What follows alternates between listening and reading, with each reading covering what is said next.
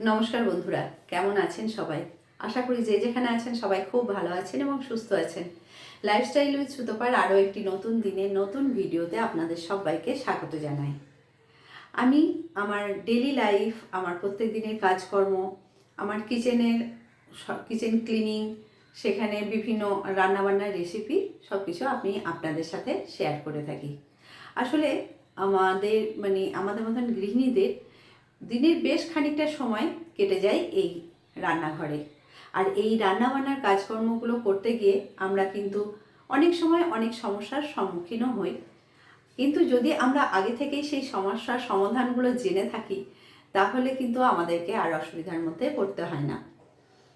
তাই আজ আমি আমার এই ভিডিওর মাধ্যমে এই রকমই বেশ কিছু ইউজফুল কিচেন টিপস নিয়ে হাজির হয়েছি। যেমন ধরুন, যদি ভাত কিংবা সবজি তলায় ধরে যায় বা পুড়ে যায়, তাহলে আমরা কি করব? কিংবা যদি সবজিতে নুন বা ঝাল বেশি হয়ে যায়, তাহলে কিভাবে সেটা ম্যানেজ করব? অথবা কিচেনের কাজকর্মগুলো কিভাবে আমরা সহজেই করে নিতে পারবো? এই রকমই বেশ কিছু ইউজফুল টিপস আছে আজকের ভিডিওতে। আমার একটাই আপনাদের কাছে অনুরোধ, স্কিপ না করে পুরো ভিডিও দেখুন। আশা করছি ভালো লাগবে এবং আপনাদের উপকার হবে। তো চলুন, বেশি বকবক না করে শুরু করি আজকের ভিডিও। অনেক সময় ভুলবশত আমাদের সবজি বা ভাত কড়াইয়ের নিচে লেগে যায় কিংবা জ্বলে যায়। তখন ঘাবড়ে না গিয়ে উপর থেকে সবজি অন্য একটা পাত্রে ঢেলে নিন। তাহলে নিচে পুড়ে যাওয়া সবজির গন্ধে পুরো সবজি নষ্ট হবে না। ভাতও যদি এইভাবে তলায় লেগে যায়, তাহলে কালো অংশ বাদ দিয়ে ওপর থেকে পুরো ভাত অন্য একটা পাত্রে ঢেলে নিন। তাহলে আর ভাত নষ্ট হবে না। অনেক সময় সবজির মধ্যে নুন বেশি হয়ে যায় কিংবা কোনো কারণে বেশি পড়ে যায়, তো তখন সবজির পরিমাণ অনুযায়ী একটা বা দুটো কাঁচা আলু পিস করে কেটে সবজির মধ্যে দিয়ে 7 থেকে 8 মিনিট রান্না করুন। তাহলে এক্সট্রা নুন এই আলুতে অ্যাবজর্ব হয়ে যাবে। তারপর আলুটা তুলে নিন। আর যদি কারি কম হয়ে যায়, তাহলে একটু জল দিয়ে কারিটা বাড়িয়ে নিতে পারেন। আর আলুও আপনি এভাবেই ব্যবহার করতে পারেন কিংবা ধুয়ে নিয়ে অন্য সবজিতেও ব্যবহার করতে পারেন। কখনো কখনো আমাদের দিনের রান্না ভাত বেঁচে যায়, সেটা আমরা ফ্রিজে রেখে দিই। যখন সেটা খাওয়ার জন্য বার করি, তখন মাইক্রো ওভেনে গরম করে নিই। কিন্তু মাইক্রো ওভেন না থাকলেও আমরা ফ্রেশ ভাতের মতো এই ভাতটাও গরম করতে পারবো। একটা এমন পাত্রে নিতে হবে যেটা গ্যাস ওভেনে গরম করা যায়। অ্যালুমিনিয়ামের পাত্র হলেই ভালো। সেই পাত্রে ভাত রেখে মাঝখানে 1-2 চামচ ছোট চামচের জল দিয়ে তার উপর দিয়ে ভাতটা ঢাকা দিয়ে দিতে হবে। এবার গ্যাসের ফ্লেম সিমে করে ওয়েট করতে হবে যতক্ষণ না পাত্রের ভিতর থেকে একটা চিটপিট আওয়াজ আসছে। তখন গ্যাসের ফ্লেম অফ করে নামিয়ে নিলেই দেখবেন ভাতটা একদম ফ্রেশ ভাতের মতো গরম হয়ে গেছে। এখন তো শীতকাল, আর এখন তো বাজারে ফ্রেশ ধনেপাতা পাওয়া যাচ্ছে।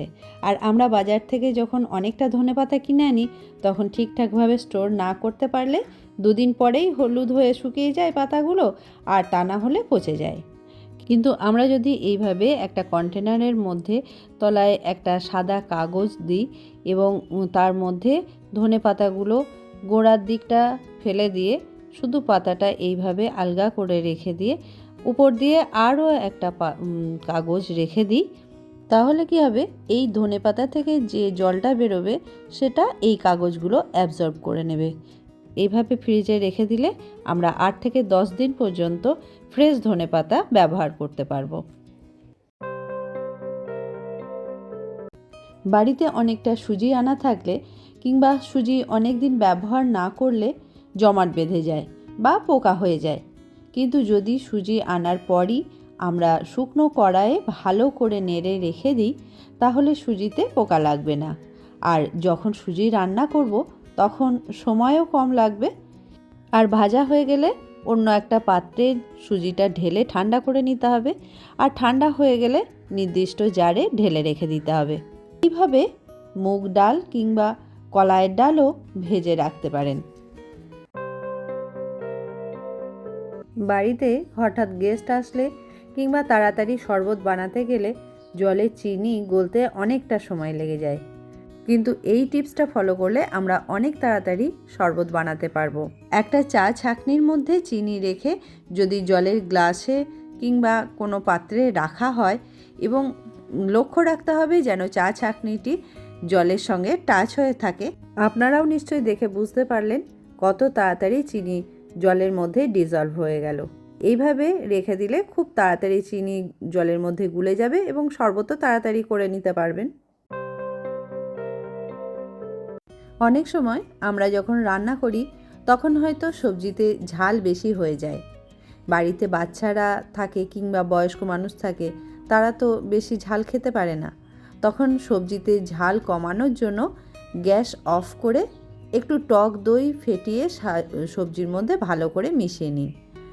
ভালো করে মিশে গেলে গ্যাস জেলে ফুটিয়ে নিন। এতে করে সবজির টেস্টও বাড়ে আর ঝালও কমে যায়।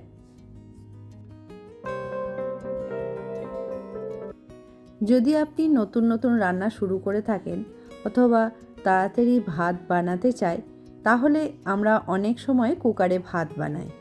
তবে জল যদি ঠিকঠাক না হয় তাহলে হয় ভাত গলে যায়, না হলে শক্ত থাকে। তাই কুকারে পারফেক্ট ভাত বানানোর জন্য মাপটা খুব প্রয়োজন। আমি এখানে 1 কাপ চাল নিয়েছি, যেটা আমি রোজ ব্যবহার করে থাকি সেই চালটাই নিয়েছি। প্রথমে আমি চালটা খুব ভালো করে ধুয়ে নেব। এখন চালটা ভালো করে ধুয়ে নিয়েছি। তারপর যে কাপে আমি চালের মাপটা নিয়েছি সেই কাপেরই আমি 1.5 কাপ জল এখানে দেব। যদি চালটা একটু মোটা হয় তাহলে 1.25 কাপ দেবেন, আর যদি মোটামুটি একটু সরু চাল হয় তাহলে 1.5 কাপ জল দিলেই যথেষ্ট। এরপর কুকারের ঢাকা আটকে মিডিয়াম টু হাই ফ্লেমে একটা সিটি দিয়ে ভেপারটা বসতে দেব। তাহলেই ব্যাস ঝরঝরে ভাত রেডি হয়ে যাবে। অনেক সময় প্রেসার কুকারে ডাল সিদ্ধ করতে দিলে জল বেশি হয়ে গেলে উপর দিয়ে বেরিয়ে পুরো কিচেন নোংরা হয়ে যায়। এই টিপসটা ফলো করলে এই সমস্যার থেকে মুক্তি পাবেন। যখন ডাল সিদ্ধ করতে দেবেন তখন ডালের মধ্যে নুন, হলুদ আর সামান্য তেল দেবেন। আর প্রেসার কুকারের ঢাকার উল্টো দিকে সিটির ছিদ্রেও কিছুটা তেল দিন। তাহলে দেখবেন যে ফ্লেমেই ডাল আপনি রান্না করুন সিটির উপর দিয়ে জল বেরিয়ে আসবে না আর কিচেনও নোংরা হবে না। আমরা যখন কোনো সবজি বা শাক সিদ্ধ করি তখন সেই সবজির কালার চেঞ্জ হয়ে যায়, সেজন্য রান্নার পর দেখতেও অতও ভালো লাগে না। কিন্তু শাক বা সবজিগুলো যদি আমরা ঢাকা না দিয়ে সিদ্ধ করি তাহলে সবজির কালার যেমন ছিল তেমনই থাকে আর দেখতেও ভালো লাগে, আর দেখতে ভালো লাগলে খাওয়ার রুচিও আসে। এটি আজকের ভিডিওর 11 নম্বর টিপস বা আজকের ভিডিওর শেষ টিপস। অনেক সময় আমরা কাঁচা বাদাম ঘরে ভাজি অথবা ভাজা বাদাম বাজার থেকে কিনে আনি বিভিন্ন খাবারে ব্যবহারের জন্য কিংবা নিজেরা খাওয়ার জন্য, কিন্তু বাদামের খোসা ছাড়ানোর সময় চারিদিকে ছড়িয়ে ঘর নোংরা হয়। কিন্তু যদি আমরা এভাবে বাদামগুলো খোসা থেকে আলাদা করে চেলে তুলে নিই তাহলে যে কোনো সময় বাদামগুলো আমরা খাবারের মধ্যে ব্যবহার করতে পারবো আর খোসা ছড়িয়ে ঘরও নোংরা হবে না। তাহলে বন্ধুরা, আজকের ভিডিও এখানেই শেষ করছি। আজকের টিপসগুলো আপনাদের কেমন লাগলো অবশ্যই কমেন্ট করে জানাবেন। যদি ভালো লাগে একটা লাইক করে দেবেন। আর আপনি যদি প্রথমবার আমার চ্যানেল ভিজিট করে থাকেন এবং আমার ভিডিওর কোনো অংশ যদি আপনার ভালো লেগে থাকে তাহলে আমার চ্যানেলটা সাবস্ক্রাইব করে রাখতে পারেন। তাহলে ফিরে আসবো আবার একটা নতুন ভিডিও নিয়ে। ততক্ষণ সবাই ভালো থাকবেন, সুস্থ থাকবেন, সাবধানে থাকবেন।